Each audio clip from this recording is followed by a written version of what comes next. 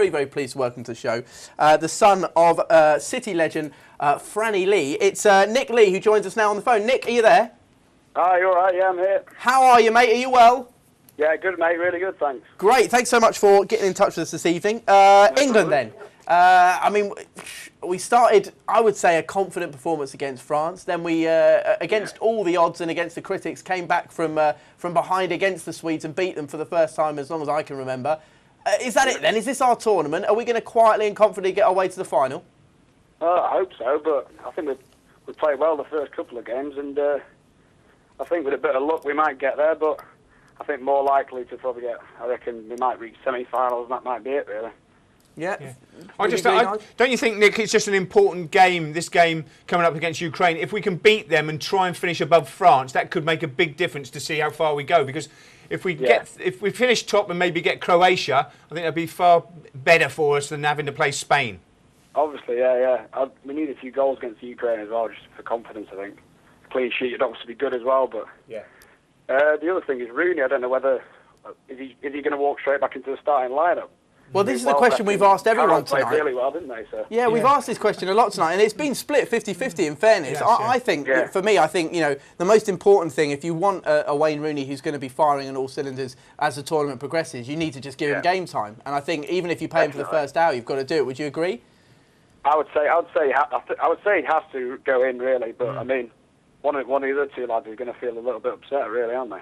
Yeah, but we have to look at that and say you've got to do what's best for the game, which I think Roy did against Sweden. That's why he played Andy Carroll. Thought he would be better to play against them with Welbeck, and obviously left the Ox out. But I think he's playing, you know, horses for courses somewhat. But I think he knows that Wayne is probably one, maybe two of three world-class players that we have, and he needs time on the pitch. So I think that's why I start with him. No disrespect to anybody else, but then I think it gives, if we go through, it gives him many more options because he'll know that Wayne's fit, he'll know that Welbeck and Carroll are up for it, he'll know that Young's up for it and Walcott as well. It's going to make it really interesting. Yeah, I think I'd like to see Walcott actually start the next game. I thought he did brilliantly when he came on. Yes, do you not think maybe Walcott is... Milner centrally. Exactly, but do you not think maybe Walcott is more suited to that impact role? I always see we see very little of him if he starts a game. Yeah, I suppose it's easier coming on as a sub. Oh, he's injured, isn't he? Into the game. Who, Walcott? I've been told in my ear that Walcott's picked up an injury. Oh, I didn't know about that. We're going to confirm it's a hammy apparently. Oh, not again. Which he did at the end of the season with Arsenal. And towards the end of the game we saw him stretching. So it may not be that Walcott makes the starting lineup. But for you, Nick, if Rooney does come in, who makes way? If Rooney comes in, I'd probably take Carroll out of it. I think he's played well, but I think he breaks down the play a little bit. A bit like Dzeko did at City this year. He breaks down the play a little bit, gives the ball away a little bit too much. So I'd probably drop him out of it, I think.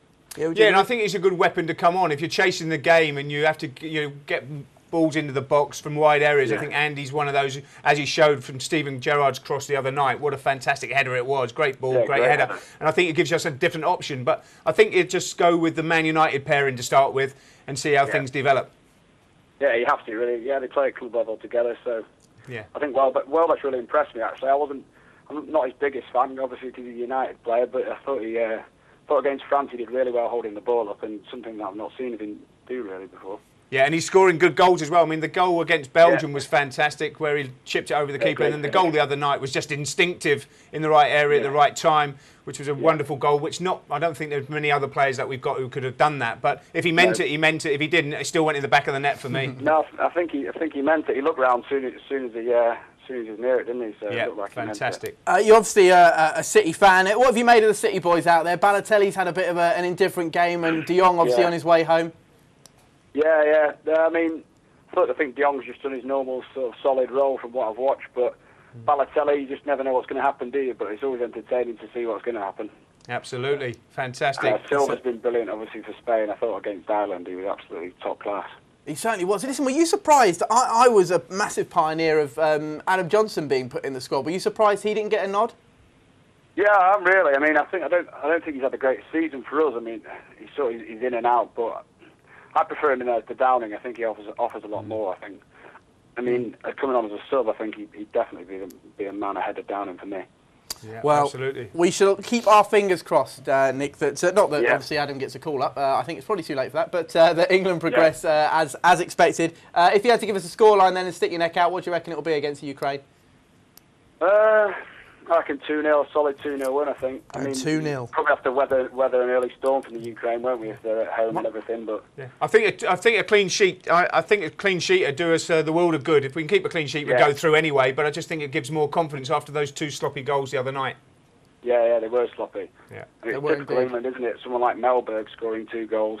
Oh yeah, you got issues if Melberg's popping up with a brace. Listen, Nick, it's been a pleasure to talk to you. Thanks so much for getting in touch, and we shall speak to you soon, mate. All right, mate. Cheers, all the best, fella. Cheers, Nick.